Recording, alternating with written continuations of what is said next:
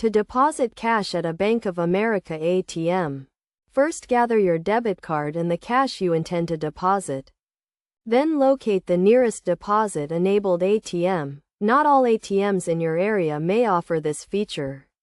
For safety reasons, it's advisable to use an ATM located inside a branch. Once you've found a suitable ATM, insert your card into the slot or tap it on the contactless sign on the side of the machine.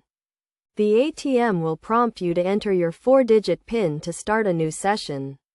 After typing in your PIN, select the main menu option, and the ATM will verify your PIN before greeting you. Next, tap the button to make a deposit, and on the following screen, choose the cash deposit option. You can then insert your cash, up to 75 bills at a time, into the designated slot, usually located at the bottom of the ATM. The machine will count your cash, which may take a while. If the ATM doesn't accept certain bills, it will return them.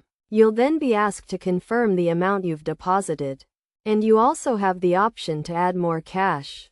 After the ATM processes the transaction, it will send the funds to your account, which may take a few seconds, especially for large amounts. Once the transaction is complete, you'll be prompted to confirm and complete the deposit.